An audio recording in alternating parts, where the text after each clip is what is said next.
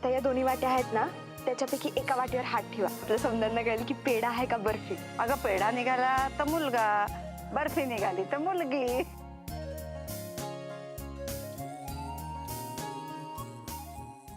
काय झालं डॉक्टर? काय इतका वेळ लागतोय? कशी आहे जानकी? मिस्टर किलेदार, पेशंटची तब्येत खरंच खूप क्रिटिकल आहे आणि मला वाटतं की मला त्यांना सिझेरियनसाठी ऑपरेशन थिएटरमध्ये घ्यावंच लागेल. पण डॉक्टर दुसरा काही पर्याय नाही आहे का? कारण वहिनी साहेबांची तब्येत तशी नाजूकच आहे म्हणून म्हटलं.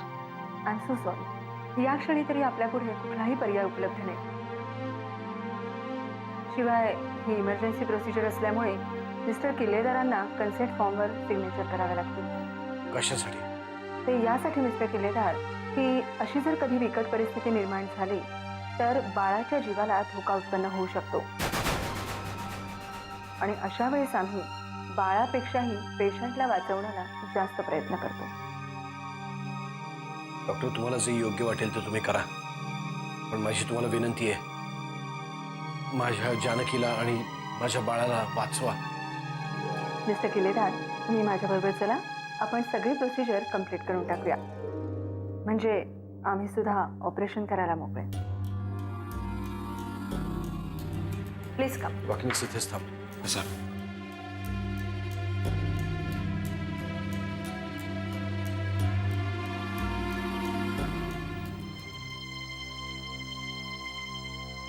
त्यांची प्रकृती थोडी नाजूकच आहे. कदाचित आम्हाला सिझरिंग करावं लागेल.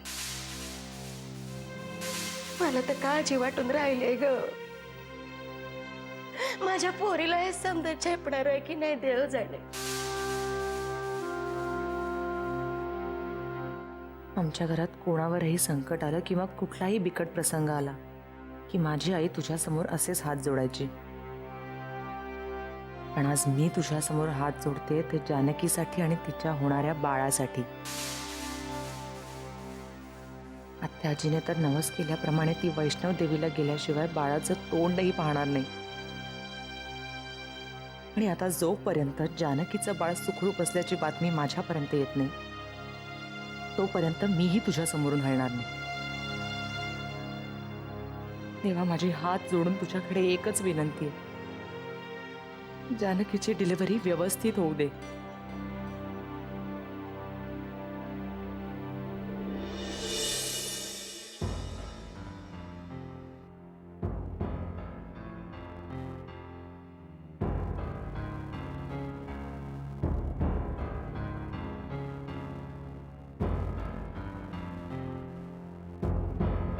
काय ग, अजून जागी आहेस तू? मग काय करणार? इथे नवरा एकटाच जागत बसलाय, म्हटलं त्याच्यासाठी कॉफी न्यावी. कारण हातात कॉफीचा मग असला ना की जागरण सुसह्य होतं. या थँक्स.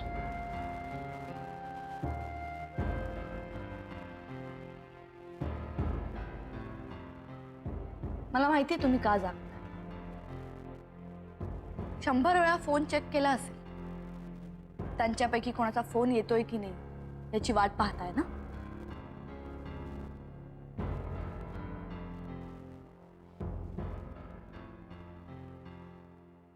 तुम्हाला काय वाटत असेल याची कोणाला काहीच पर्वा नाही.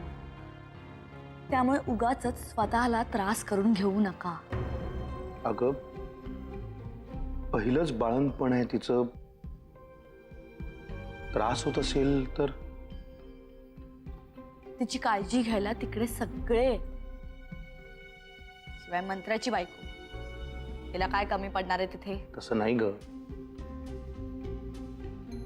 पण आपल्यावर प्रेम करणारं आपलं कोणी माणूस बाहेर आहे असं म्हणल्यावर आतमध्ये जरा दिलासा मिळतो ना. मला एक सांगा, आपल्यात कितीही वाद असले तरी आपल्याला कळवणं हे त्यांचं कर्तव्य नाहीये का? एकानं तरी आपल्याला कळवलं. फोनला काही झालं नसेल ना? तुमचा मोबाईल आहे ना तुमच्या जवळ, त्याला काहीच झालं नाही. निरोप पोहोचवायचा असेल ना तर तो कसाही पोहोचवता येतो. पण त्यांची इच्छाच नाहीये की आपल्याला काही कळावं. झाली असेल तुझी कॉफी तर जा, जाऊन झोप जा. तुम्ही इथे कोणाच्या तरी काळजीने तळमळताय आणि मी जाऊन निवांत झोपायचं का?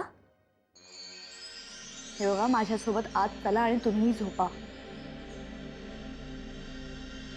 त्यांच्यापैकी कोणाचा फोन आला तर मी तुम्हाला अडवणार नाही, ठीक आहे? आता या झोपायला. हम्म.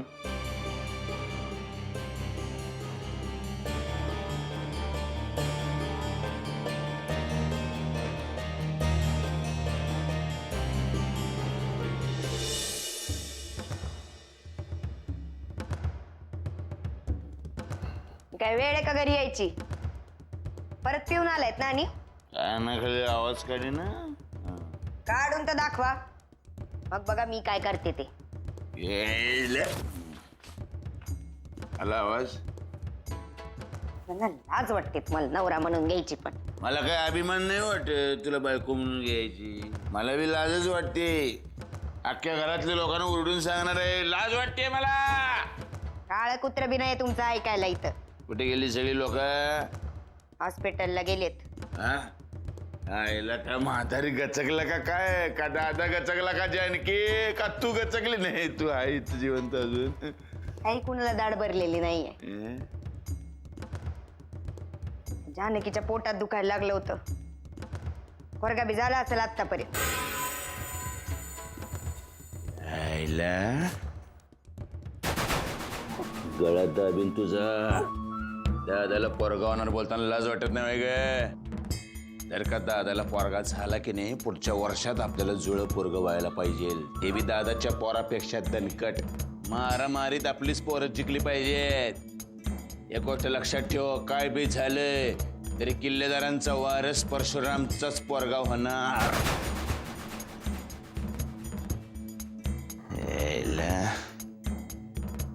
मी सहनच करू शकत नाही. परशुरामचाच पोरगा होणार वारस.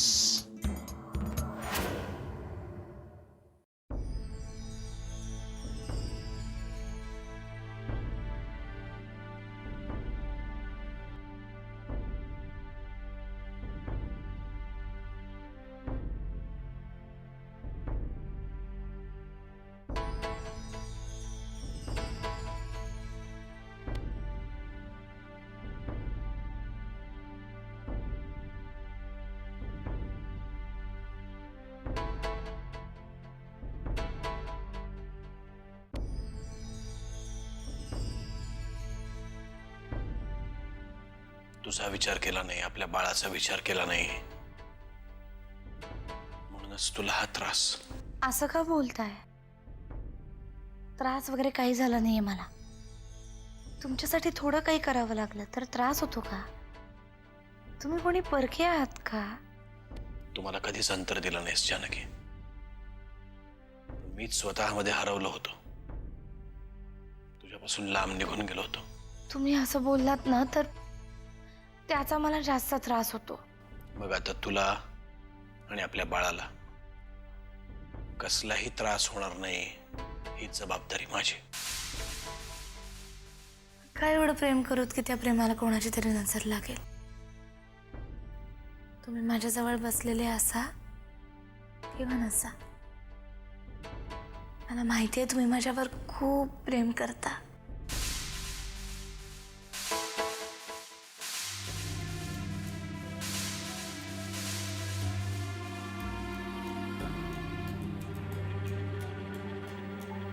अमृता कुठे दिसत नाही. देवासमोर बसली आहे. म्हणते जोपर्यंत चांगली बातमी येत नाही तोपर्यंत तिकडनं उठणार नाही.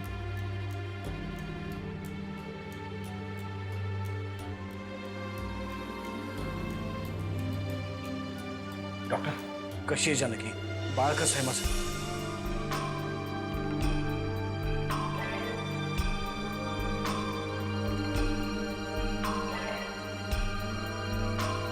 डॉक्टर, कशी आहे जानकी? बाळ कसं आहे माझं?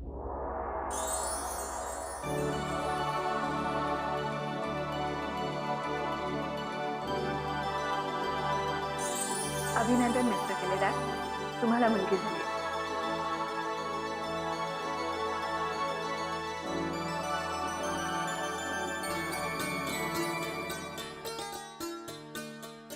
जानकीची तब्येत कशी आहे?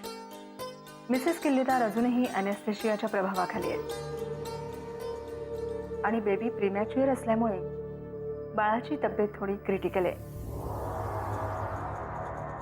आणि म्हणूनच पुढचे 72 तास आम्हाला तिला अंडर ऑब्झर्वेशन ठेवावं लागेल, तेही इन्क्युबेटरमध्ये.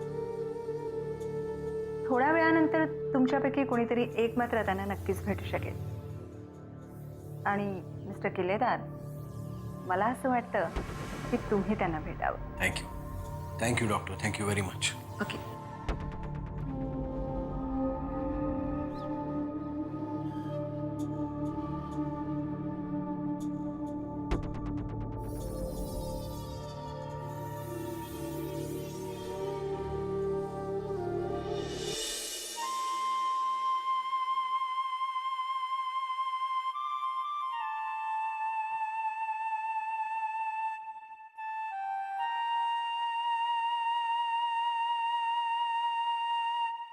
कशी आहेस? मी बरी आहे. काय झालंय? अभिनंदन, तू आई झालीस, मुलगी झाली आपल्याला. तुमचं पण.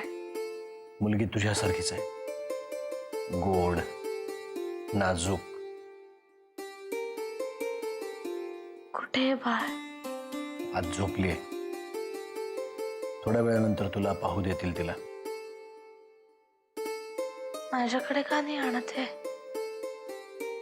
मला सांगायचं तर नीट आहे ना, माझ्यापासून काही लपत नाही आत ना. वेडी आहेस का जानकी? अगदी ठणठणीत आहे बाळ.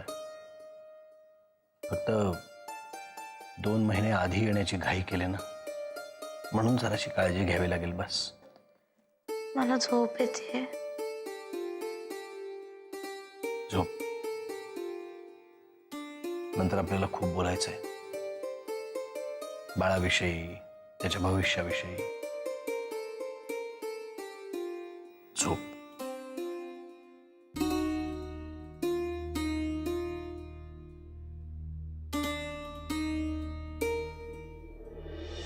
ताई ताई ताई ताई ताई ताई ताई ताई ताई ताई ताई ताई.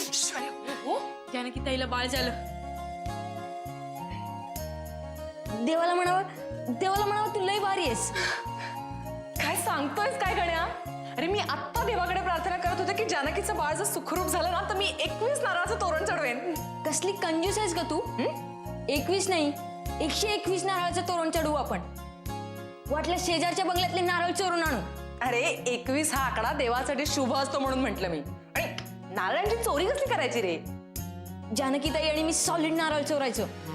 सर्वात मोठं तरण आमचंच असायचं. बरं ते जाऊ दे, आधी मला सांग, मुलगा झालाय की मुलगी झालीये? मुलगी. आता आपण तिचं नाव आहे ना प्रियंका चोप्रा ठेवायचं. घेण्या वेडा आहेस का रे तू? अगं आज मी जाम खुश आहे. आता काय करायचं? आता आधी आत्या आजीला आणि वामन काकाला कळवायचंय. नको नको नको, आत्याबाईंना नको फोन करूस. त्यांची तब्येत ठीक नाहीये ना, झोपल्या असतील त्या. ठीक आहे, आत्या आजीला सकाळी कळवूया, आधी वामन काकाला तर कळवूया.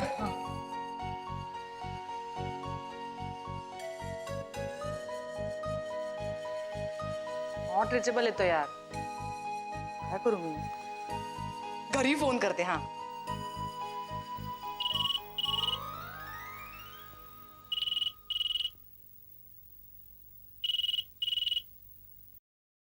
हॅलो वामन काका, अभिनंदन, जानकीला बाळ झालंय.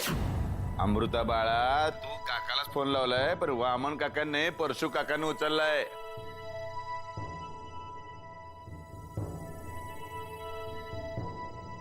वामन काका कुठे? घोरात पडलाय. त्याला काय काळजी आहे? मग ते मरू दे. मला एक सांग, जानकी वहिनीची तब्येत कशी आहे? पोरगा झाला की नाही? मग कुलदीपक किल्लेदार घराण्याचा तुला भाऊ आला एक. परशू काका, मला भाऊ नाही बहीण आली. जानकीला मुलगी झाली. तू एकदम आनंदाची बातमी सांगितलेली आहे. आता तो जातो आणि आत्याबाईला उठवून सांगतो तिला. अजिबात नको, काही गरज नाहीये. ऑलरेडी डोहा जेवणामुळे तिला खूप धावपळ झाली. तिला आराम करू दे. आणि म्हणूनच आम्ही तिला इथेही घेऊन नाही आलो. कळलं ना? मी सकाळी सांगते तिला फोन कर. अरे देवा, असं आहे पण कोणाला तरी सांगायला पाहिजे. आनंद वाटायचा आहे मला. सांगायचंच असेल ना तर वामन काकाला सांग. कारण त्याला खरंच त्याच्यामुळे आनंद होईल. इनफॅक्ट त्याचा मोबाईल लागत नव्हता ना, म्हणून मी लँडलाईनवर फोन केला. कळलं? अगं बाई, तू एकदम योग्य माणसाला फोन केलेला आहे. हा तुझा निरोप आता प्रत्येकाच्या घरामध्ये लँड होणार. अरे गोड गोजिरी लाल साजिरी आणखीन एक पोरगी झाली. दादाच्या गळ्यात किल्लेदारांच्या मळ्यात पोरींची लाईन लागली.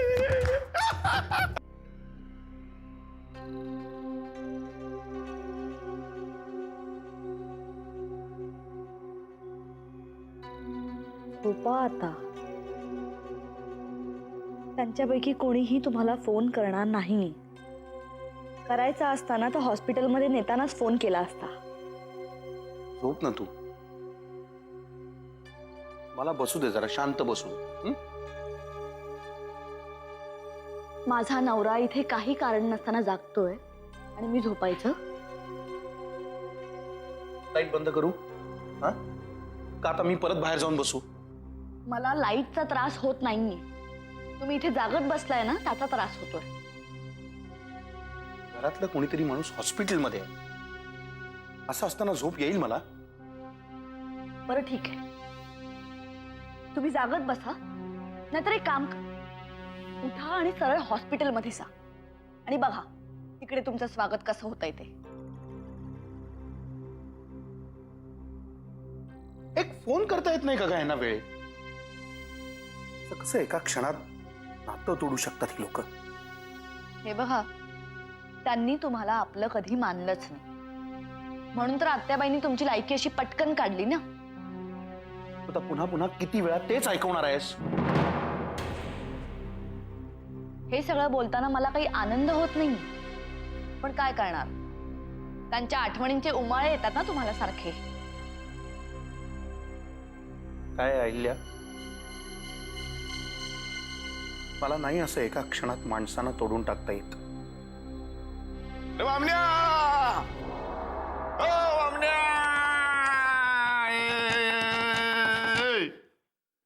वामण्या.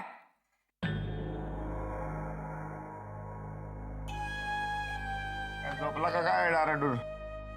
अरे बाबा, आनंदाची बातमी सांगायला आलोय. काय झालंय? अरे काका झाला तू, पुन्हा एकदा काका. अरे आपल्या दादाला पुन्हा एकदा दुसरी पोरगी झाली, लक्ष्मी आली घरात. कधी? कोणी सांगितलं? हे काय आता मी तुला सांगतोय? त्या फालतूचे विनोद बंद कर. जानकी कशी आहे? अरे एकदम बेस्ट. बाळ बाळून तिने सुखरू टाना टाना उड्या मारत्या. अरे अमृताचा फोन आलता मला आता, तिने मला सांगितले. काय चाललंय? जरा हळू बोलाल? कोणाच्याही बेडरूम मध्ये या वेळी येतात का? ओ बहिणी, कशा बी ओरडताय? माझ्या भावाच्या खोलीमध्ये यायला विचारायला लागते. एवढ्या लहानपणापासून आम्ही विटी दांडू खेळलेले, तुम्ही आज आत्ता परवाने आलाय. हे बघा, यांना आत्ताच्या आत्ता इथून जायला सांगा. ठीक आहे, ठीक आहे.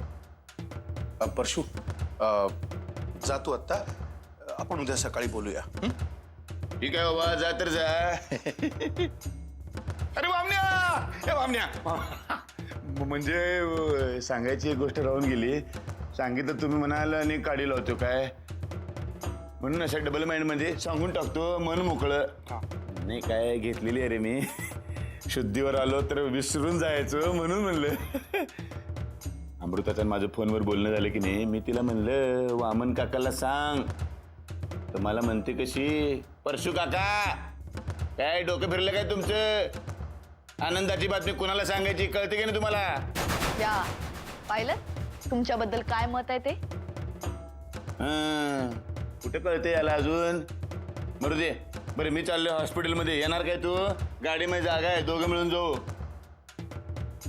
चल. चला.